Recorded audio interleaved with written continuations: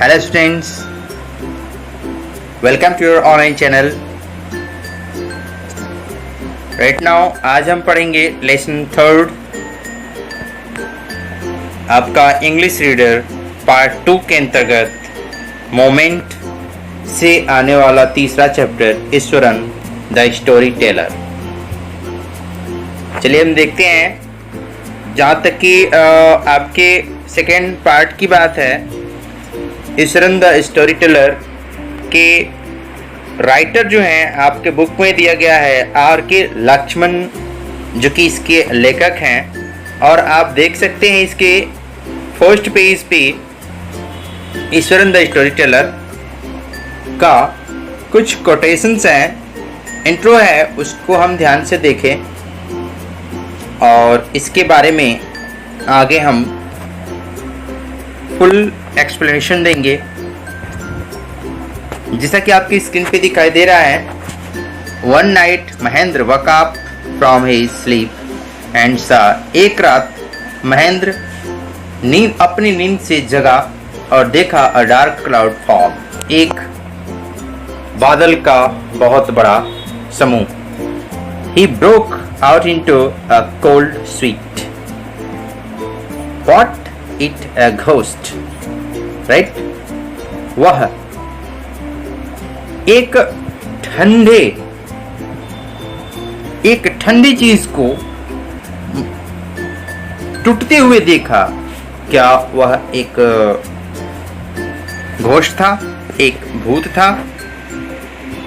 Now आगे हम देखते हैं कि लक्ष्मण जी क्या बोलते हैं और उन्होंने क्या लिखा है उसके बारे में। The story was narrated to Ganesh by a young man. यह स्टोरी एक नौजवान आदमी के द्वारा गणेश को सुनाया जाता है, बताया जाता था। महेंद्र बाय नेम, जिसका नाम महेंद्र था। He was a junior supervisor in a firm which offered on hire supervisors at various types of construction sites. वह एक जूनियर सुपरवाइजर एक फर्म का, यानी कि एक संस्था का एक जूनियर सुपरवाइजर था, जो कि किसी कंस्ट्रक्शन साइट्स, एक प्रकार के कंस्ट्रक्शन साइट जो कि बिल्डिंग्स बनाने का काम होता है, के सुपरवाइजर्स के लिए हायर किया गया था। फैक्ट्रीज, ब्रिजेस, डैम्स, और जो कंस्ट्रक्शंस हैं वो किसके लिए होते थे? फैक्ट्री के लिए, ब्रिजेस के लिए और डैम्स के लिए। जो कि आप जानते हैं डैम्स मतलब आपका बहुत बड़ा पानी का रख रखाव का जगह, एंड सो ऑन, और बहुत सारे इस प्रकार के चीज़ों के लिए सुपरवाइजर्स के लिए रखा गया था। महेंद्र's job was to keep an eye on the activities at the work site. Mahendra की नौकरी वास्तव में आंख खुलते ही उसकी शुरू हो जाती थी। He had to keep moving from place to place every now and then as ordered by his head office. वह एक जगह से दूसरी जगह प्रत्येक दिन हर वक्त दौड़ता रहता था और पूरी की पूरी आज्ञा को पालन करते हुए सारी चीजें अपने हेड ऑफिस को के द्वारा पहुंचाया करता था। From a coal mining area to a railway bridge construction site.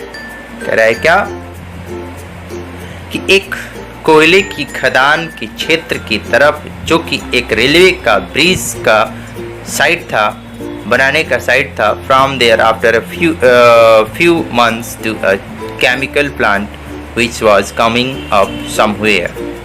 जहाँ पर कुछ महीने ही पहले एक केमिकल प्लांट जो कि वहीं पे आकर वहीं कहीं लगने वाली थी।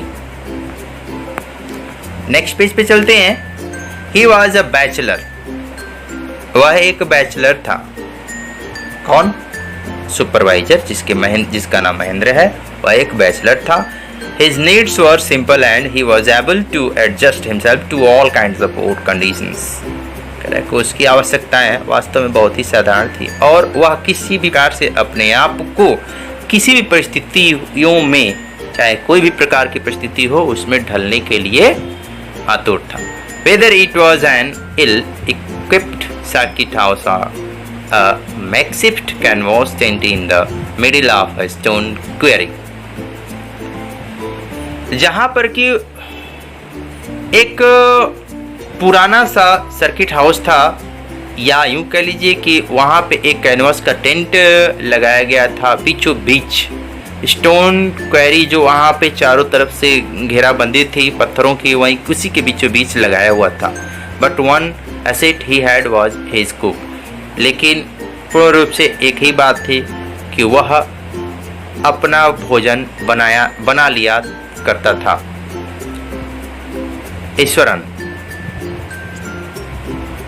ईश्वरन जो कि उनका भोजन बनाता था. The cook was quite attached to Mahendra. Ishwaran जो कि उनका रसोइया था वास्तव में उनसे बहुत ही, यानी कि महेंद्र से बहुत ही लगाव रखता था. And followed him uncomplainingly wherever he was posted. और बिना किसी शिकायत के जहाँ भी वह भेजते थे वो चला जाता था और करता था. He cooked for Mahendra. वह महेंद्र के लिए खाना बनाता था. Washed his clothes. उसके कपड़े धोता था. And chatted away with his master at night. और रात में अपने मालिक से बातें करता था. He could weave out endless stories and anecdotes on varied subjects.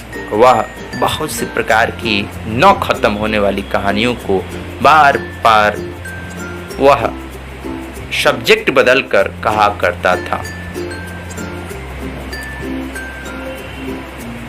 Eswaran also had an amazing capacity to produce vegetables and cooking ingredients seemingly out of nowhere in the middle of a desolate landscape with no shops visible for miles around. Eswaran इस बात से हमेशा